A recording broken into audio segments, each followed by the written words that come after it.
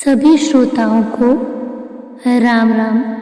तो आज हम बालकांड के प्रथम सोपान में संत असंत वंदना का पठन और अध्ययन करेंगे। तो आइए शुरू करते हैं संत असंत वंदना।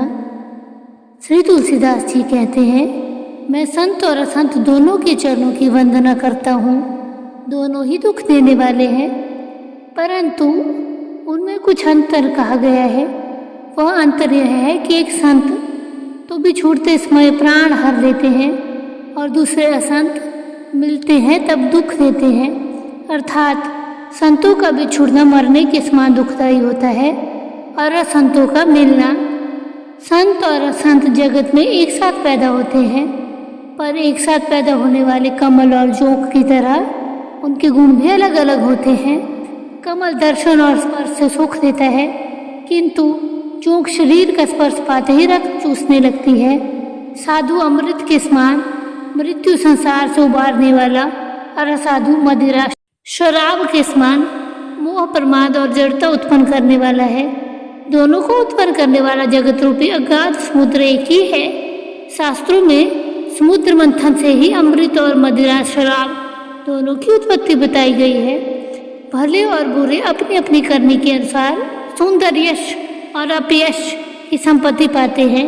अमृत चंद्रमा गंगाजल और साधु एवं विष अग्नि कलयुग के पापों की नदी अर्थात कर्मनाशा और हिंसा करने वाला व्याध इनके गुण अवगुण सब कोई जानते हैं, किंतु जिसे जो भाता है उसे वही अच्छा लगता है। दोहा, भलो भलाई पै लही लही नीचाई नीचू, सुधा सराही अमृता गर्ल सराही नीचू। भला भलाई ही ग्रहण करता है और नीच नीचता को ग्रहण किए रहता है। अमृत की सराहना अमर करने में होती है और विष की मारने में। दुष्टों के पापों और अवगुणों की और साधुओं के गुणों की कथाएं दोनों ही अपार और अथाह समुद्र हैं। इसी से कुछ गुणों और दोषों का वर्णन किया गया है, क्योंकि बिना पहचाने उनका ग्रहण या त्याग नहीं हो सकता। भले बुरे सभी ब्राह्मण के पैदा किए हुए हैं, पर गुण और दोषों के विचार कर वेदों ने उनको अलग अलग कर दिया है। वेद, इतिहास और पुराण कहते हैं कि ब्रह्मा की यह सृष्टि गुण अवगुणों से सनी हुई है।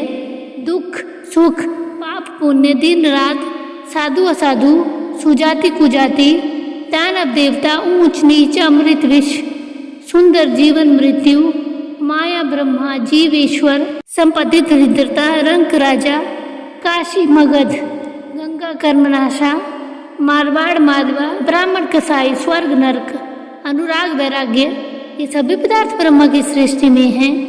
वेद शास्त्रों के अनुसार उनके गुण दोषों का विभाग कर दिया गया है।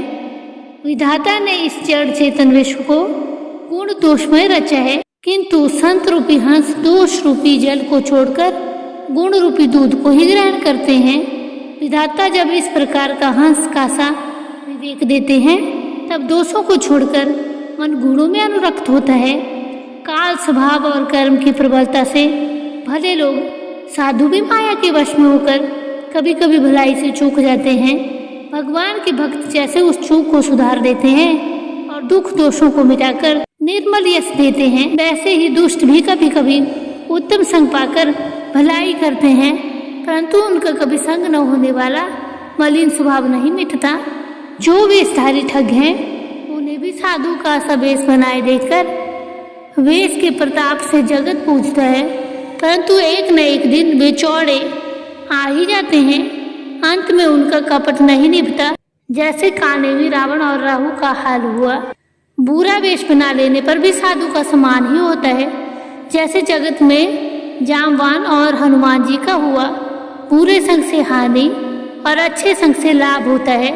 यह बात लोक और वेद में है और सभी लोग इसको जानते हैं।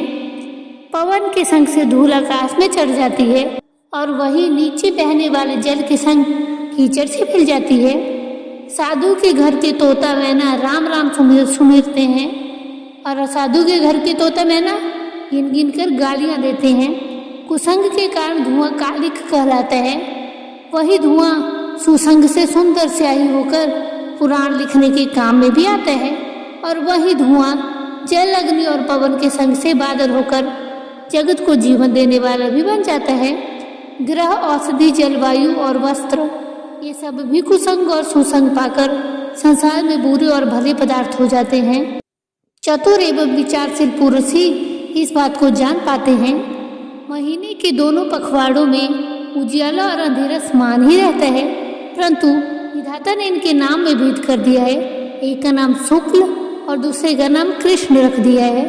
एक को चंद्रमा का बढ़ाने वाला और दूसरे को उसको घटाने वाला समझकर जगत ने एक को सुयश और दूसरे को अपयश दे दिया है।